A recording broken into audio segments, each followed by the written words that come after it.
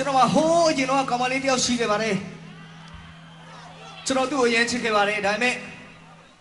သူကျွန်တော်ကတခုမှပြန်မကောင်းခဲ့ပါဘူးအဲ့ကြောင့်တစ်ချင်းလေးတစ်ပုတ်လောက်ရေးထားပါတယ်နားထောင်ကြည့်ပေးပါ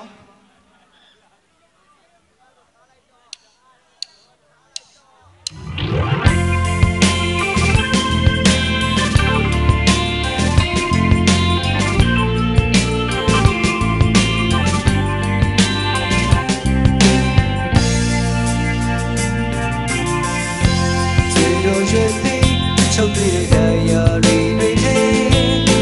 တို့နှစ်ယောက်ကြောင်းမှမပါရင်ဒီကမှမပြေလို့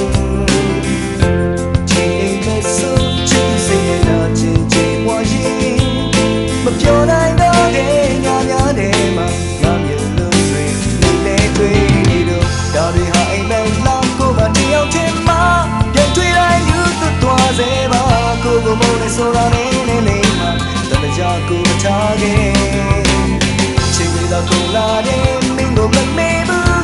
ဘယ်ရွယ်မှာပြောင်းလဲချစ်ခဲ့သူမင်းကိုရဲ့ပေါ်မှာနေလောက်မှပြမကောင်းခဲ့တာကိုသိချင်လာတယ်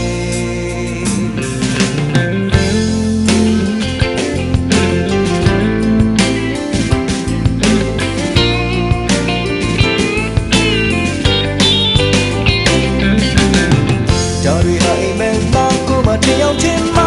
ပြန်တွေ့တိုင်းယူသွားစေပါကိုကိုမို့နဲ့ဆိုတာနဲ့လေးမှာတရားကိုထားခဲ့ချိန်တွေသာကုန်လာတယ်မင်းကိုမမေ့ဘူး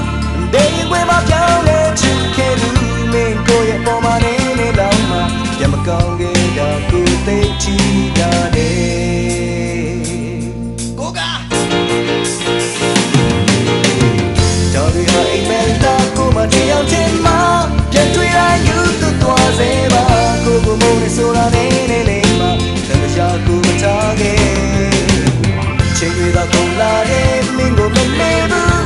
ဘယ်ရွယ်မှာပြောင်းလဲချစ်ခဲ့သူမင်းကိုရဲ့ပေါ်မှာနေလောက်မှပြန်မကောင်းခဲ့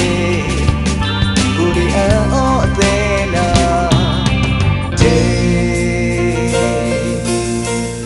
ရှင်းသမျှဒီမှာလေ